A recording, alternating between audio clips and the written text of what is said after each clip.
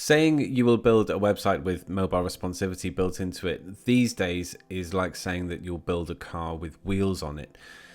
Being mobile responsive is absolutely tangled up and essential to the concept of designing a website these days. And the reason for that is just because pretty much every website that you will ever make is going to primarily, or a significant amount of the time, be viewed on a mobile device, and so it needs to be able to adapt to all of the different screen sizes. That's what responsive web design is. When I started coding a couple of years back, it was a bit more difficult to adapt to all of the different screen sizes, and it's really come a long way. But there are still debates that rage about whether you should be designing in a mobile first fashion, or whether and then adapting that to desktop, or whether you should do it as we always did, which was design first for desktop and then adapt it down to mobile. And this question came up in the comment thread of one of my other videos when somebody noticed that Elementor seemed to have the icons the wrong way around and wondered about how design styles carry through from device to device. That's hard to say. How design styles carry through from device to device. I nailed it. Awesome. So we're going to have a look at the Elementor interface. We're going to understand a bit about what responsive options there are and how we set a style that carries through to different devices and how we would alter those. And at the end, I'll give you a few thoughts on what I think about the mobile first thing and where that sits with page builder designers. Okay, so let's throw ourselves into the Elementor interface. This is the page that we're going to play around with, and this is a demo site that I created on my Skillshare course. So if you would like to learn how to create this website, please check out my Skillshare link.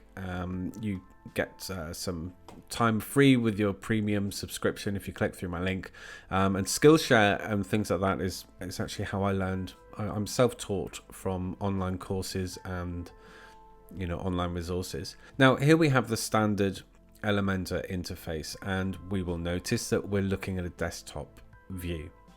This really does answer the first question, which is that despite all of the rage of whether we should be designing mobile first, Elementor and all page builders, because they operate on a desktop, they are desktop first design. So if we click on responsive mode down here and we click on that icon, we see that we have desktop, tablet, and then mobile.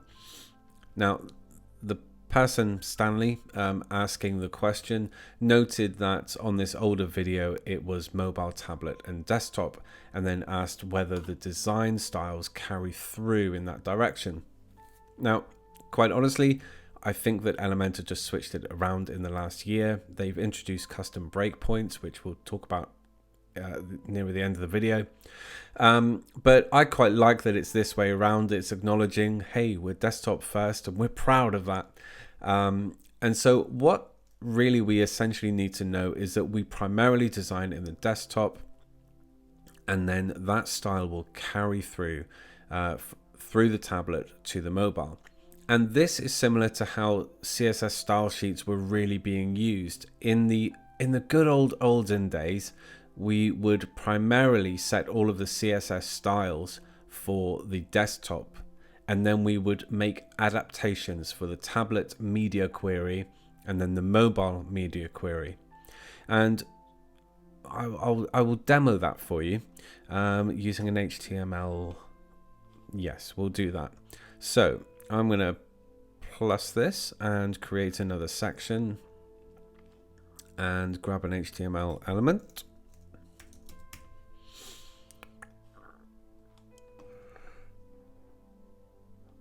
Coolio. So now we can chuck some HTML code in there, and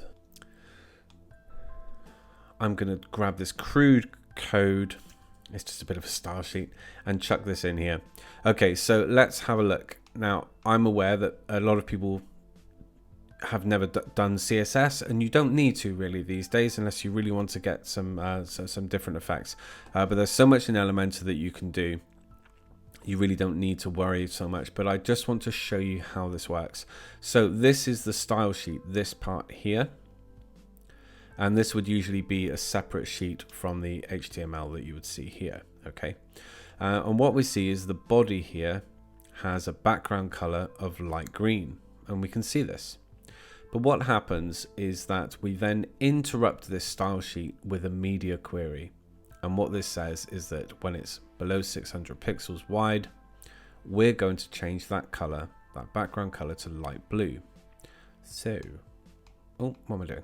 So let's bring this down. Tablet is still green, and the reason for that is because it's still wider than 600. Now I'll go to mobile, and we see that it changes. So what that has happened there is that it's reading down, and we get to the media query here, and it makes that adaptation for mobile. So this is desktop view. All of the default styles are set in the style sheet, and then we adapt it for the mobile. Another thing I could show you really is if we go back to desktop, and if we set the same two styles, so let's make this one blue. Okay. We're still on a desktop view, so we're still in these default styles here. We're not within the media query. I should have done that a different color just so you can see. Boom. And so what we know is that it's red in the sense of, oh, the body color, that's going to be light green. Oh no, apparently it's going to be light pink. So it's updating, it's going top down. So for example, if I swing that up and over, you can see that this is being ignored, mainly because it's just being updated.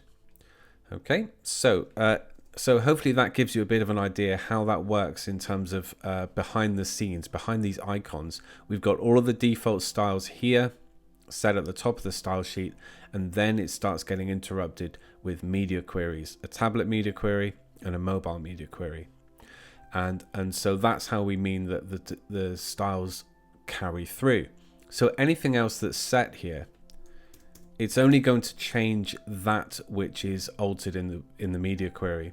So the text, for example, let's do P. Yeah, let's just change the color. Blue. I'm being quite crude with all of this, but obviously, so let's have a look at that. We're setting this style here. We're not altering that in a media query. So that blue text carries through from the desktop to the tablet to the mobile. Okay. So that's just a bit of an example to hopefully help you understand how this is going. And it's definitely desktop first, which I'm quite all right with because I love Elementor. And the truth is, it makes a lot of sense with how this all works. Okay, so we are going to make some changes and see how they carry through from the different devices. Okay, so we're going to select this button, and when we look at through the different tabs, you'll see that there are little icons with desktop or tablet or mobile. And some of the other attributes, they don't have those. And what that means is that we can't make changes from device to device. So in this tab, at least, the only thing that we could change from device to device is the alignment. If we pop along to the style tab, I swear that we used to be able to change the color for different devices, but maybe I'm mistaken. But in this instance, we can change the padding, so that's what we'll play with. So we will leave the padding as it is set for the desktop. We designed within the desktop view, and I set that padding. And now we're going to nip along to the mobile, and we see that it's all kind of grayed out. And what that means is that it's inheriting that which was set in the desktop. If we pop along to the mobile as well, we can see that it's doing that as well, which is fantastic.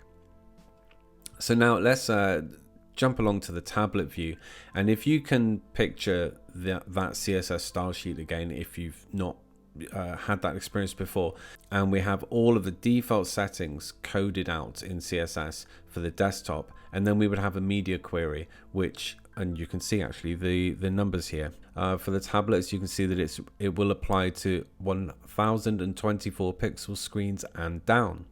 But then if you carried on down that sheet, you would find another media query that's from 767 pixel screens and down. So what that means is that for tablets 1024 pixels and down, there are going to be a lot of new settings that we can make. And then when it gets to 767, we can also set some different settings. So let's have a look at that. God, I hope that made sense. So we're in the tablet view, and let's change this. We're going to make it 5. Yeah, 5. Boosh. Now, what's going to happen with the mobile? Is this going to inherit the tablet or the desktop? There we go. So it's carrying down. Okay, so the last change that was made in terms of a style setting is going to inherit that which is from above. So desktop, we've got 20, 25, 20, 25. In tablet, we set 5, 5, 5, 5, and picture that style sheet going down. There's been nothing in the next media query that would alter this. So if we go down, we can now, with it under that media query heading in the style sheet, we could set it to 40. And yeah, look at that. That's a nice, big, easy to hit button on the mobile. That's fantastic. So now picture that style sheet. We've got all of the defaults set within the desktop view. We go along under that other tablet media query from 1024 pixels and down, and we've set another style here. And then we've got the mobile, which is 767. You can read that. And we've set another style. But notice that the text all looks the same. We've not changed that. So we can set... Oh, no, sorry. We can't change the color, can we? We don't have that there. But we could play around with the border radius. So let's do that. Let's crank that around. Okay, now the styles don't inherit up. So it's going to return to 0 border radius on tablet and desktop. Okay, so I hope that helps you see just how where we set the default styles and then how that is inherited through the different devices. And if you think of that as a CSS style sheet, that's top to bottom with media queries stated at the bottom. Okay, so let's have a look at some other responsive features that you can find in Elementor. I will say that Elementor has introduced custom breakpoints, so that's these little measurements here, because there are other screen sizes now, and it's forever changing. We've got everything from little watches all the way up to really big screens, and you can now set custom breakpoints to match those screen needs and requirements, and design with those in mind. I'll show that in another video, but this was quite a basic question, and so we're just getting down to the nuts and bolts of how the essentials work. So at the top left, let's click on that burger there and go to user preferences. And this is quite helpful when you are playing around with responsivity. We've got here the responsive preview, so hidden elements, and I'll show you what that does. But then also we've got default device view, and you really might make some use of this. I don't personally, I keep it on default. But if you were to hit mobile and then open up the mobile responsive options, you see that it goes straight to the mobile. If you select tablet and you really want to pile into that, we close the responsive mode, but then when we click on it, it goes to tablet. So not many people know that that's there, but you can just set a preferred default if that is helpful to you. Okay, so let's have a look at this hidden elements thing here. Okay, so part of what you're doing when you're designing for mobile, really, or adapting a desktop for mobile, let's just say what we're doing, is you're going to declutter the site. So there's a lot on desktop which might not be essential for mobile. So let's bear that in mind. You know, you're on your mobile, you're flicking through bridal beauty, you're walking through town, or you're at the bus stop, or you're on the loo, and you don't want time taken up so much with things that aren't essential to your search. So looking at the different services, that's quite essential for a homepage on a mobile, and it's very scrollable. That looks great. Who we are is pretty important, but to be honest, maybe we would make the decision that on a mobile that isn't essential, because if they're so interested, they can look for that, they can go to the menu and go to about. So we might not want that within the mobile scroll, because it might be more worthwhile to just get them to a call to action. So what we might do for adapting to mobile is hide this device on the mobile. So we would select the section and go along to advanced, responsive, and then you've got a few things that you can do here with hide on desktop, hide on tablet, hide on mobile. A lot of designing for mobile really is just toggling a button and getting rid of it. Okay, so I'll do more videos on all of the other functions at another point. But what we've just done there is hidden an element, and we now can't actually see it. We could go onto tablet and we could view it. That's cool. But what we can also do is go to user preferences and hidden elements, toggle them on. Now if we go to the mobile and we scroll down, it's there, but it's grayed out. And so what we're seeing when we're in the mobile, responsive mode, is there is an element that exists, but it's hidden on this view. It's hidden when we look at it on the front end of the website. Now, I go through different moods about whether I think that's helpful or not. Sometimes I'm really trying to get a feel for it and just preview, and all of these, they get in the way.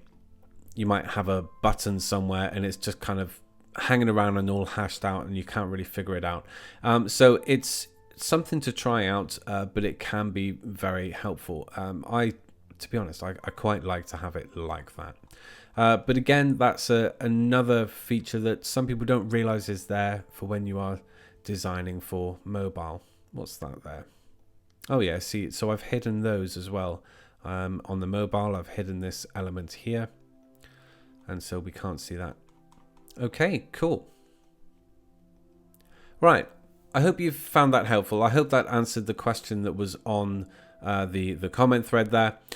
Basically, it's that just like when we were starting out with CSS Stylesheet and designing desktop first, and then that would carry down through the tablet and down into the mobile, it's working the same way in Elementor. And you can see that we've got the desktop view, tablet, and then mobile. Me personally, I've got to say that I've had a bit of a journey through web design. I was certainly wrestling with the whole responsive design when it first started to be a thing. But I've always felt really that whenever you showcase a website, it's the desktop view. Whenever you are presenting a website to a client, it's the desktop view. It's hard really to get a client thrilled or anyone thrilled with the smaller framework that you find or aesthetic design with a mobile. A lot of websites can look fantastic on mobile, but when you're really showcasing a brand, the canvas to use really is the desktop view. And you can have a look at website design awards and all of those. You don't jump onto a page and see loads of mobile views and responsive views. To be honest, all of the design awards for websites tend to be very JavaScript heavy, very slow, terrible conversion rate websites, which are more about design than good practices for business websites. So apart from all of the ideals, to be honest, Elementor and other page builders, but Elementor's the best. They're doing it correctly. It's desktop first. That's the canvas on which we paint, and that's what we deliver to clients. That's what we show to our new visitors. But it is really, really important to make sure that you are adapting to mobile brilliantly, because that is where you're going to have most of your traffic to any website that you design. A quick note on that, and this possibly needs to be another video really, is that a lot of designing for mobile is actually about page load speed and using appropriate images. And something that Elementor recently did, or more recently did, was that you can actually change the image for a section background, for example, for the mobile. So you can load up a lighter, smaller, more appropriate, relevant, more mobile appropriate image for mobile. And that's them actually acknowledging that it's not just about what it looks like on mobile, it's about how it performs. And just jump along to any website built with Elementor and go to Google PageSpeed. It's always been a bit of a battle, but Elementor are dealing with that. So designing for mobile is more about good performance, declutter the website, and then of course make sure that it looks good and functions well. But yeah, to answer the question, it's desktop first and it carries down through tablet to the mobile. Right, I'm going to leave you with that one. And like I said at the beginning, if you do want to make the website that we played around with there, that one, you can jump along to my Skillshare course. If a no coding web design course sounds good using Elementor, then I also have a course on Udemy. Just check those out in the descriptions and see if one of those would suit you and help you in your journey. As you can tell, I do respond to questions and I do try to provide content that's actually helpful for people in their own journey. So don't be afraid to throw a question my way, and we'll see what we can do in terms of a response video. Cool. Thank you very much. Catch you later. Bye-bye.